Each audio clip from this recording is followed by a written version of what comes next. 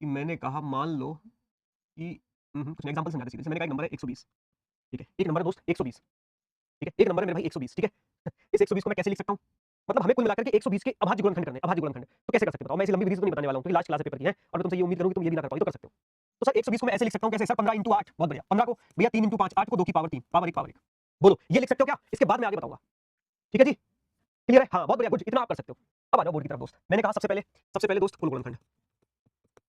सबसे पहले भैया कुल गुणनखंड, फिर सम गुणनखंड, फिर सर विषम गुणनखंड। सब बताओ जितने लोगों को पता है वो आंसर देते रहें, ठीक रुकना नहीं है तुम्हें। कुल गुणनखंड, सम गुणनखंड और सर विषम गुणनखंड और बताओ भैया अभाज्य गुणनखंड। अभाज्य गुणनखंड, ठीक है जी। अभाज्य गुणनखंड ठीक है? बिल्कुल सर। ये हमें अभी 4 बताओ आप, फिर आगे बढ़ेंगे। ये 4 बताओ, ठीक है? देखो अब हमें करना क्या है कि सर जब भी हम कुल गुणनखंड की बात करते हैं, तो पहले तुम्हें ऐसे प्राइम फैक्टराइजेशन कर लेना है, ठीक है सर? अब घात कितनी है? 1 में 1 जोड़ना सर 2, 1 में 1 जोड़ना 2, 3 में 1 जोड़ना 4, 4 दूनी 8 दूनी 16 कुल गुणनखंड कितने होंगे बताना 16।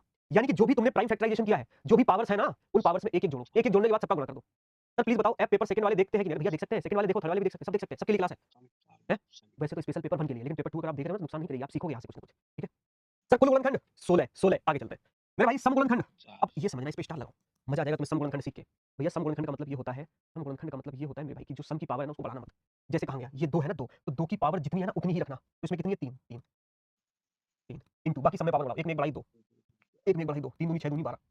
अगर कुल 16 है जिसमें सम 12 है तो विषम कितने बचे 4 क्योंकि इन दोनों का योगफल किसके बराबर होगा? भाई कुछ विषम है, कुछ सम है तो टोटल क्या होंगे 16 ठीक है सर। लेकिन हम इसको निकालें कैसे? इसको निकालें कैसे निकालने को आ गया तो देखो, जब भी हम विषम गुणनखंड की बात करेंगे, जब भी विषम गुणनखंड की बात करेंगे, तो भैया 2 को पूरी तरह से हटा देंगे, 2 और उसकी पावर पूरी तरह से हटा देंगे। ठीक है याद रखना। अब बचा क्या ये 2, 1 में 1 जोड़ा 2, 1 में 1 जोड़ा 2 तो बोलो 2 दूनी 4। अब बात आती है अभाज्य गुणनखंड की। यानी कि भाई अभाज्य गुणनखंड कितने बताओ? तुम ऐसे काउंट करना, कैसे पावर जोड़ देना सब 3 1 4 1 5 तो अभाज्य गुणनखंड कितने हैं कुल 5। अगर पूछे कुल अभाज्य गुणनखंड तो क्या बोलोगे? सर 3 4 5 कितने होंगे भैया 5 ठीक है? अगर बोले यूनिक प्राइम मतलब डिफरेंट प्राइम फैक्टर्स डिफरेंट सब याद रखना डिफरेंट प्राइम फैक्टर्स बोले तब मात्र 3 1 2 3 ये 5 कैसे इसमें रिपीटिशन भी अलाउड है ठीक है? इसमें रिपीटेड भी है। तो कुल अभाज्य गुणनखंड पूछे तो सारी पावर जोड़नी 5 अगर पूछे विभिन्न अभाज्य गुणनखंड तो 1 2 3 कैसे? 3 एक संख्या है 5 एक संख्या 2 एक संख्या है तो 1 2 3 तब 3 आएगा ठीक है भाई याद रखना। मुझे उम्मीद है कि तुम यहां तक समझ गए ठीक है भाई? चलो पहला प्रश्न मेरे भाई आपकी स्क्रीन पर। एक छोटे से